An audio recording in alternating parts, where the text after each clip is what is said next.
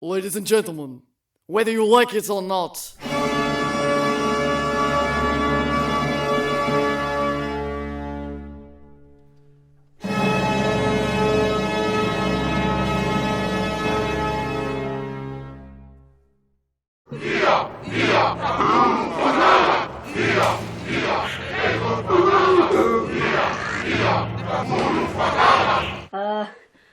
Hello, gentle viewers. We're starting now. We're both exhausted and it's warm. Hagen's gonna cook.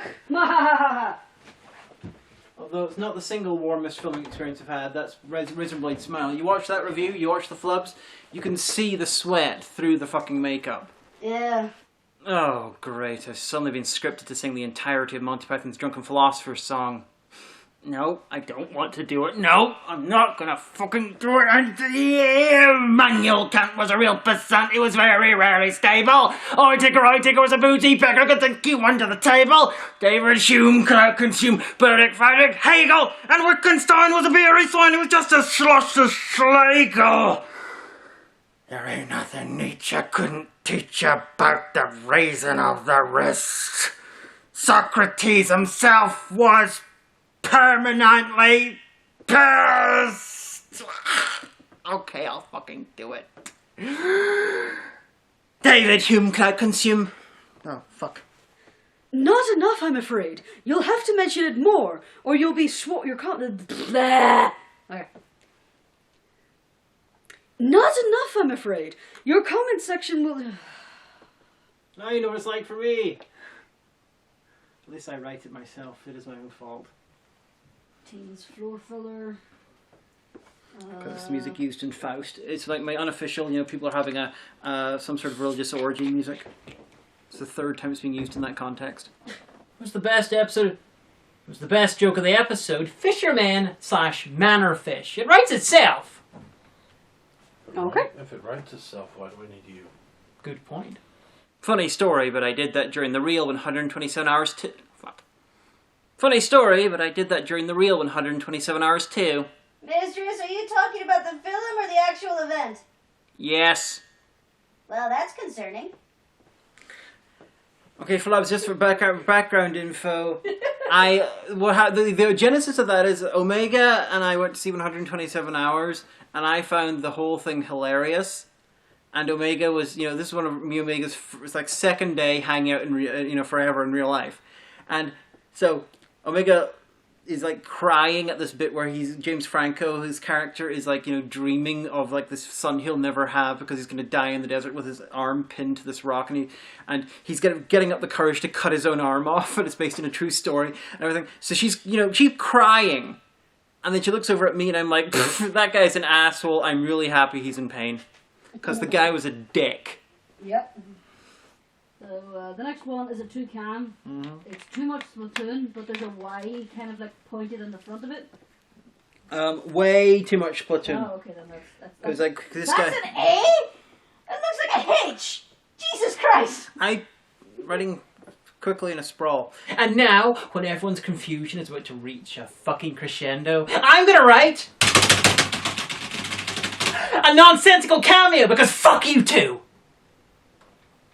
Okay. You have two good ones. Please don't fuck my keyboard. Yeah, don't fuck the keyboard. That looks like Cthulhu speak. Yes, he's not the Messiah. He's a very naughty boy! Mistress, the Monty Python references have escaped again! Okay, yeah, you can yell that after. I'm in Hagen car. See, you could have your own show. You are good enough at the writing and the editing and the acting and everything. You could make a decent go of it. Probably, but It is a lot of work, though. yeah, it is. He's not the Messiah. He's a very naughty boy. Mistress, the Monty Python references have escaped again! And now for something completely different. Oh no, not the mistress! Containment protocol! He's not even offended because he knows he gives everyone the creeps. Okay, the next is the minion throwing the water over their face. Nah, we'll do that. Mark that for the end. Do you have a pen? I'm lying in bed. Do you really think I have a pen? The answer is yes. Oh, good.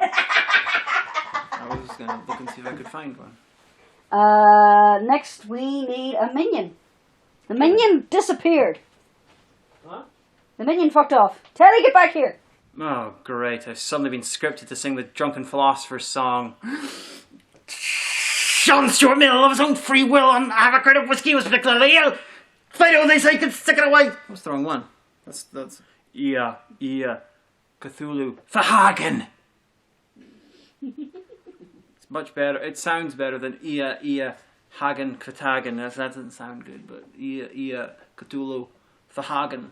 If you look at a video on YouTube, actually, there's a absolutely fascinating one about pronunciation and H.P. Lovecraft, where this guy, the supreme nerd, has gone through the personal writings of H.P. Lovecraft to try and work out how he pronounced the word Cthulhu.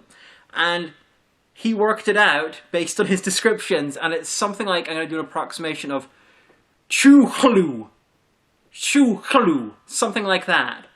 Because the idea was humans can't actually pronounce it properly, but that's like the closest. That's my approximation of a guy's approximation of what Lovecraft intended by something that humans can't say, but that's the closest they could get to it. Sounds like a squid monster burping. Well, that makes a lot of sense given the Cthulhu. Yeah. Chuchlu.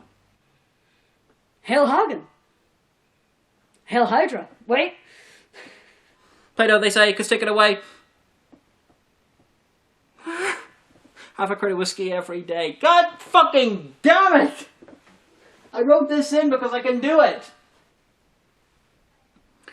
Note to self, never script anything that requires me to know the entire words to an entire song and the thing, because, you know, there's every chance, no matter how careful we are with how we filmed this, you know, breaking it with the minion and stuff, that there will be a fuck up, and there's in the editing. It's just, and it won't stitch together, and it'll be my fault.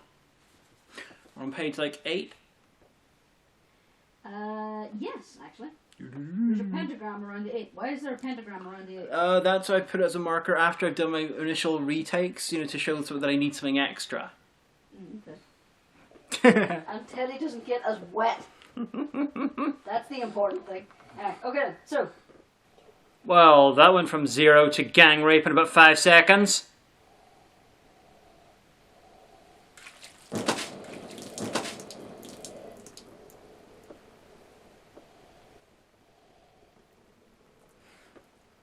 Okay. That was perfect. Well done, guys.